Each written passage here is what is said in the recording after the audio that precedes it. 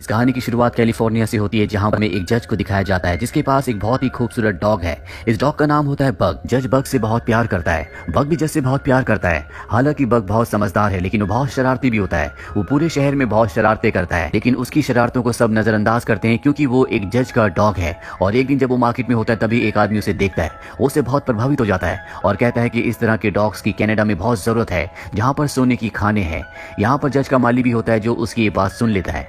जज का अब बर्थडे होता है जहां पर खाने की तैयारियां हो रही होती हैं और बग अपनी शरारतों के चलते खाने की टेबल को पूरी तरह से तहस नहस कर देता है, जिससे जज को गुस्सा आता है और वो रात को उसे घर से बाहर निकाल देता है। अब बग के पास अंदर जाने का कोई भी रास्ता नहीं होता और तभी उसे माली की आवाज आती है जो बग को अपने पास बुलाता है। बग जब उसके पास जाता है तो वो बग को एक बिस्किट दिखाता है जिसे वो घोड़ा गाड़ी के अंदर फेंक देता है। बग भी घोड़ा गाड़ी के अंदर चला जाता है और तभी दरवाजा बंद कर दिया जाता है और हमें बाहर माली के पास उसी आदमी को दिखाया जाता है जिसने मार्केट में कहा था कि इस तरह के डॉग्स की कनाडा में बहुत जरूरत है, जहाँ पर सोने की खाने हैं। वो आदमी माली को कुछ पैसे देता है जो बग देख लेता है और अब बग को एक बॉक्स के अंदर बंद करके ट्रेन से एक दूसरी जगह ले जाया जाता है। और तभी वहां पर एक आदमी आता है जिसके हाथ में एक डंडा होता है। वो बग के बॉक्स को खोलता है। बग वहां से भागने की कोशिश करता है, लेकिन वो बग को मारकर वहीं पर गिरा देता है। बग को पहली बार जिंदगी में किसी ने मारा है, लेकिन बग किसी तरह से यहाँ से भागकर बाहर चला जाता है। और जब वो बाहर जाता है तो देखता है कि वो एक समुद्री जहाज के ऊपर है। चारों तरफ समंदर है, यानी कि वो चाहकर भी यहाँ से नहीं जा सकता। अब ये जहाज एक किनारे पर रुकता है जो जगह बहुत ही ज्यादा ठंडी होती है।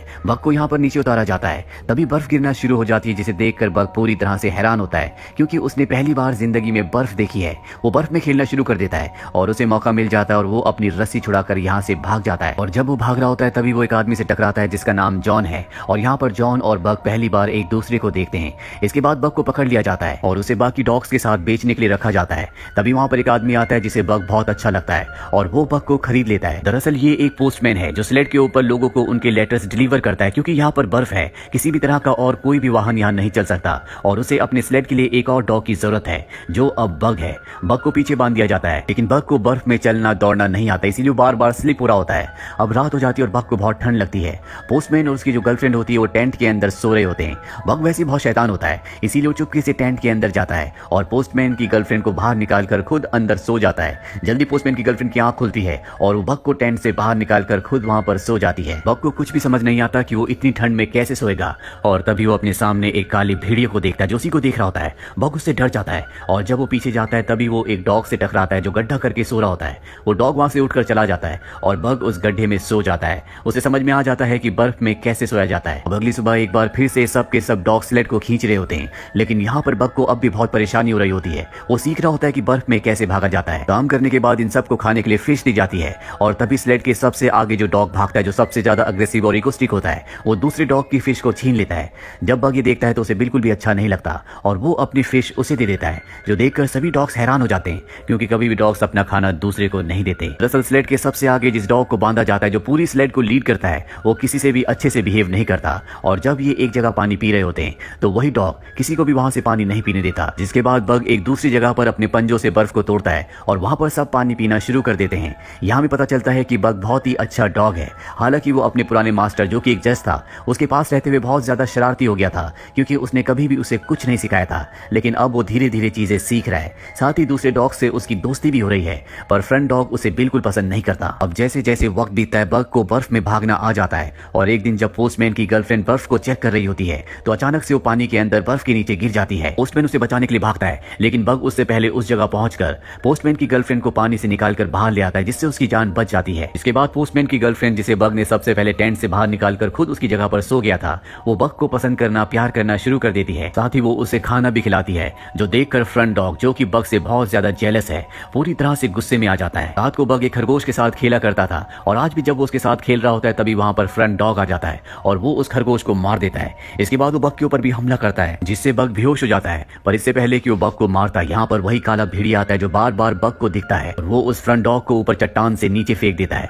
अगली सुबह दिखाया जाता है कि पोस्टमैन अपने फ्रंट डॉग को बुला रहा होता है, लेकिन वो कहीं भी नहीं होता, इसीलिए आज बग को फ्रंट पर बांधा जाता है। जिसके बाद बग बहुत तेज और बहुत अच्छी तरह से भागता है और ये देखकर पोस्टमैन और उसकी गर्लफ्रेंड बहुत ज्यादा खुश हो जाते हैं। और तभी पोस्टमैन देखता है कि ऊपर से बहुत सारी बर्फ नीचे की तरफ आ रही है, जिससे इन सब की जान जा सकती है। बग भी देख लेता है। पोस्टमैन उसे कहता है कि तुम्हें लेफ्ट जाना होगा, वो लेफ्ट का इशारा करता है, पर तभी बग देखता है कि राइट साइड में चट्टान के ऊपर वही काला भेड़िया है जो उसे पहले भी कई बार दिख चुका है और वो राइट साइड एक गुफा के अंदर चला जाता है और बड़ी समझदारी से गुफा से भागता हुआ सबकी जान बचाकर सबको बाहर ले आता है। जिसके बाद ये उस शहर पहुंच जाते हैं जहां पर इन्हें सबके लेटर्स देने हैं। इस शहर में जॉन भी होता है। जॉन वही है जिससे कभी बग टकराया था। जॉन अपनी पत्नी को लेटर लिख रहा होता है।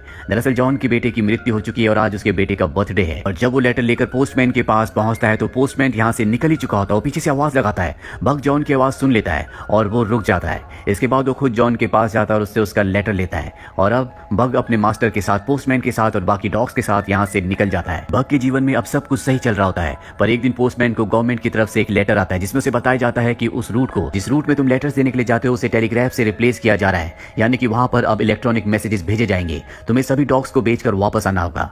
हालांकि वो ऐसा नहीं चाहता, लेकिन अब उसे सभी डॉग्स को बेचकर यहाँ से निकलना पड़ता है। और अब यहाँ पर एक बहुत बड़ा बिजनेसमैन आता है जो यहाँ पर सोना ढूंढने के लिए आया है, लेकिन उसे बहुत ज्यादा एक्सपीरियंस नहीं होता। वो स्लेड खींचने के लिए बग को और उसके सभी साथियों को खरीद लेता है, लेकिन उसके स्लेड में बहुत ज्यादा सामान होता है, इसीलिए बग और उसके साथियों को उसके स्लेड को खींचने में बहुत ज्यादा तकलीफ हो रही होती है। अभी यहाँ पर जॉन आ जाता है जिसका लेटर खुद बग ने अपने मुंह से उससे लिया था। वो उस बिजनेसमैन को समझाता है कि जिस तरफ तुम जा रहे हो ये वक्त उस जगह जाने का सही वक्त नहीं है, लेकिन वो बिजनेसमैन जॉन की बात नहीं सुनता और वो अपने डॉग्स को लेकर उस तरफ निकल पड़ता है। सामान बहुत ज्यादा होने की वजह से यहाँ पर बग की हालत बहुत ज्यादा खराब हो जाती है। वो चल भी नहीं पा रहा होता और अब बिजनेसमैन उसे गोली मारने वाला होता है कि तभी यहाँ पर जॉन आ जाता है और वो उसे ऐसा करने से मना करता है। साथ ही उसे एक बार फिर से समझाता है कि तुम्हें आगे नहीं जाना चाहिए, लेकिन वो बिजनेसमैन उसकी बात नहीं सुनना चाहता। जॉन उसे धक्का देकर गिरा देता है और इसके बाद वो बग को स्लेड से अलग करके अपने साथ ले जाता है। बग बहुत ज्यादा जख्मी होता है, इसीलिए उसे 2 दिनों के बाद होश आता है। वो देखता है कि उसके पास जॉन है। जॉन उसे बताता है कि तुम्हारे सभी साथी मारे जा चुके हैं, सिर्फ तुम बचे हो और अब तुम आजाद हो, तुम कहीं भी जा सकते हो। लेकिन बग जाए तो कहां जाए? उसके पास रहने के लिए, जाने के लिए कोई भी और जगह नहीं है। इसके बाद जॉन को दिखाया जाता है जो एक बार में जाता है और वहां पर वो बिजनेसमैन भी आ जाता है जो यहाँ पर सोना ढूंढने के लिए आया था। वो जॉन के ऊपर हमला कर देता है और तभी बग यहाँ पर आ जाता है और उस बिजनेसमैन के ऊपर हमला करके जॉन को बचा लेता है। इसके बाद उस बिजनेसमैन को बार से बाहर फेंक दिया जाता है। जॉन जो कि बहुत ज्यादा ड्रिंक करता है क्योंकि उसके बेटे की मृत्यु हो चुकी है, उसके दिल में बहुत गहरा दर्द होता है और बग जब ये देखता है तो समझ जाता है कि ये सब जॉन के लिए अच्छा नहीं है। और अब जबकि वो जॉन के साथ ही रहता है तो एक दिन वो उसकी वाइन की बोतल को बर्फ के नीचे दबाकर ऊपर बैठ जाता है। जॉन उसे हटाने की बहुत कोशिश करता है, लेकिन बग इतना भारी होता है कि वो उसे हिला भी नहीं पाता। अब बग और जॉन एक दूसरे के साथ रहना शुरू कर देते हैं। एक दिन जॉन बग को एक नक्शा दिखाता है और बताता है कि इस नक्शे में एक जगह ऐसी है जहां पर बहुत सारा सोना है। मेरे बेटे ने इस पर एक लाइन खींची थी और कहा था कि अगर हमें सोने तक पहुंचना है तो हमें इस रास्ते से होकर गुजरना होगा। और इसके बाद जॉन और बग कश्ती से सोने की तलाश में नदी के रास्ते निकल पड़ते हैं। दरअसल अब बर्फ गल चुकी है और जब ये लगातार आगे बढ़ रहे होते हैं तभी इनकी कश्ती में होल हो जाता है, पानी भरना शुरू हो जाता है और इन दोनों को कश्ती छोड़नी पड़ती है। अब ये घने जंगलों से आगे बढ़ते हैं और तभी इन्हें एक केबिन दिखता है जिसे देखकर ये दोनों बहुत खुश हो जाते हैं। अभी दोनों यहीं पर रहना शुरू कर देते हैं। वही हमें उस बिजनेसमैन को दिखाया जाता है जिससे जॉन की बार में लड़ाई हुई थी। वो गन लेकर जॉन को मारने के लिए उसके घर पहुंच जाता है, लेकिन जॉन वहां पर नहीं होता। उस बिजनेसमैन को वहां पर वो नक्शा दिख जाता है जिस पर वो लकीर होती है, जिससे वो समझ जाता है कि हो ना हो सोना वहीं पर है और जॉन भी सोना ढूंढने के लिए गया है। वहीं जॉन जब एक दिन नदी में नहा रहा होता है तो उसे वहां पर सोने का एक छोटा सा टुकड़ा मिलता है, जिसे देखकर वो समझ जाता है कि वो अपनी मंजिल तक पहुंच चुके हैं, वो सही जगह पर हैं। वो सोने के टुकड़े को देखकर बहुत खुश होता है और तभी बग भी पानी के अंदर डुबकी मारता और एक पत्थर को अपने मुंह में दबाकर ऊपर ले आता है। जॉन कहता है कि ये सोना नहीं है। इसके बाद बग एक बार फिर से डुबकी मारता है और इस बार वो सोने के बड़े से टुकड़े को बाहर ले आता है, पर जॉन उसकी तरफ नहीं देखता। बग को लगता है कि इस बार भी उसने गलत चीज को उठाया है, इसीलिए वो उसे वापस पानी में फेंक देता है। और तभी बग देखता है कि वहां पर एक सफेद रंग का भेड़िया है। वो उसका पीछा भी करता है लेकिन वो भाग जाते हैं। यहाँ पर भेड़िए भी रहते हैं और एक दिन जब एक भेड़िया पानी को, नदी को क्रॉस कर रहा होता है तो उसका पैर स्लिप हो जाता है। इससे पहले कि उसकी जान जाती, बग उसकी जान बचा लेता है और अब बग इन भेड़ियों का भी दोस्त बन चुका है। वो ज्यादा से ज्यादा इन भेड़ियों के साथ वक्त बिताना शुरू कर देता है, लेकिन हर शाम को वो जॉन के लिए एक शिकार करके लाता है ताकि उसे खाने की कमी ना हो। बग के ना रहने से जॉन को अकेलापन होना शुरू हो जाता है और जल्दी बग को एहसास हो जाता है। वो जॉन के पास वापस जाता है और उसकी गोद में सर रखकर सो जाता है। और अगली सुबह जब सफेद भेड़िया वहां पर आती है तो एक बार फिर से बग उसके पास चला जाता है। दरअसल बग उसके साथ रहकर बहुत खुश है। जॉन को भी इस बात का एहसास हो जाता है। वो समझ जाता है कि बग को उसका परिवार मिल चुका है। जॉन ने यहाँ पर बहुत सारा सोना इकट्ठा कर लिया होता है, लेकिन सोने के बड़े बड़े टुकड़े वो वापस पानी में, नदी में फेंक देता है और कुछ सोना अपने पास बचा लेता है। वो बग को कहता है कि तुम मेरे सच्चे दोस्त हो, तुम्हें तुम्हारा परिवार मिल चुका है, कल सुबह मैं यहाँ से चला जाऊंगा। बग को सुनकर बिल्कुल भी अच्छा नहीं लगता, वो उदास हो जाता है और वापस वो अपने भेड़ियों के पास, अपने साथियों के पास चला जाता है। रात को जॉन जब केबिन के अंदर होता है तभी उसे एहसास होता है कि बाहर कोई है और जब वो दरवाजा खोलता है तो वहां पर वही बिजनेसमैन होता है जिसके हाथ में गन है। वो अपनी गन से उसके ऊपर हमला करता है जिससे जॉन के हाथ से लालटेन छूट जाती है और पूरा केबिन जलना शुरू हो जाता है। ये दोनों के दोनों बाहर आ जाते हैं। बिजनेसमैन जॉन से कहता है कि मुझे सोना दो और जब वो अपनी जेब से सोना निकालता है तो बिजनेसमैन की आंखें खुली की खुली रह जाती है। वो इसी सोने की तलाश में यहाँ पर आया था। वो इससे पहले कि जॉन को मारता यहाँ पर बग आ जाता है जो उसके ऊपर हमला करके उसे घर के अंदर फेंक देता है जिससे उसकी मृत्यु हो जाती है। जॉन को भी गोली लगी है, इसीलिए वो भी अपनी जिंदगी की आखिरी सांसें ले रहा है। बग उसके पास जाता है। जॉन उसे कहता है कि तुम्हें तुम्हारा घर मिल चुका है, अब तुम्हें अपने लिए जीना होगा। और इसके बाद जॉन की भी मृत्यु हो जाती है, जिसके बाद बग उस सफेद भेड़िए के साथ चला जाता है जो कि एक फीमेल भेड़िया है। कुछ वक्त बाद दिखाया जाता है कि बग के और उस सफेद भेड़िया के बच्चे भी हैं। साथ ही बग अपने पूरे झुंड का लीडर भी है, वो सबको लीड करता है। और बग ने वाइल्ड की दुनिया को अपना लिया है जिसने उसे कॉल किया था, यानी कि the call of the wild, यानी कि वाइल्ड की दुनिया ने उसे अपनाया है। और इसी के साथ बग की कहानी यहीं पर खत्म हो जाती है। ये फिल्म ईयर 2020 में रिलीज हुई थी। IMDb पर इसकी रेटिंग है 6.7। उम्मीद करते हैं कि ये कहानी आपको पसंद